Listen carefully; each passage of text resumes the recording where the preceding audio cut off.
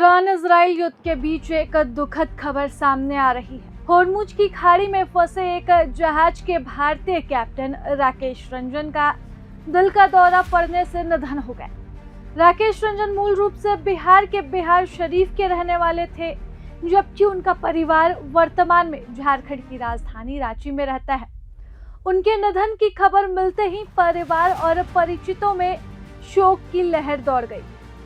मिल रही जानकारी के माने तो राकेश रंजन अवाना नामक जहाज पर कैप्टन के पद पर कार्यरत थे।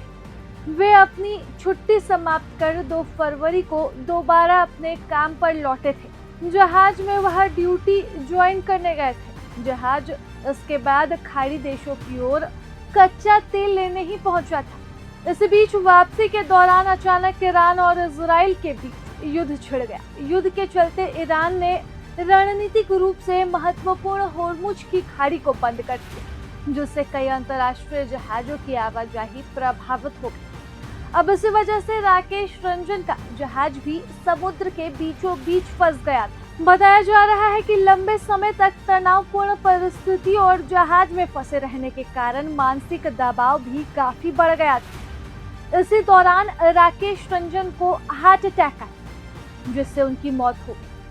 जहाज पर मौजूद अन्य कर्मचारियों ने उन्हें बचाने की बहुत कोशिश की, लेकिन कोई भी उपाय काम नहीं आ सका और कोई भी राकेश की जान को नहीं बचा सका।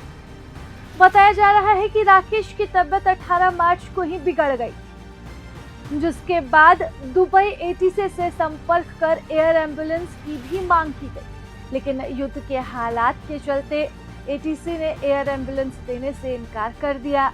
इसके बाद बोट के माध्यम से राकेश को दुबई तट लाया गया, लेकिन इन तमाम चीजों में इतनी देर हो चुकी थी कि राकेश को बचाया न जा सका और राकेश की मौत हो गई। अब राकेश रंजन के निधन के बाद उनके शव को दुबई के शेख राशिद अस्पताल में सुरक्षित रखा गया है। परिजनों और संबंधित एजेंसियों की मदद से शव को भारत लाने की प्रक्रिया भी शुरू कर दी गई। माना जा रहा है कि सोमवार तक राकेश का शव पटना लाया जा सकता है। अधिकारियों की माने तो उनका पार्थिव शरीर पटना के एयरपोर्ट लाया जाएगा। वहां से पार्थिव शरीर को उनके पैतृक शहर बिहार शरीफ ले जाया जाएगा, जहां पूरे राज्य के सम्मान और पारंपरिक रीति रिवाजों के साथ उनका अंतिम संस्कार किया जाएगा। प्रभातखबर.com, विश्वास वही, रफ्तार नहीं।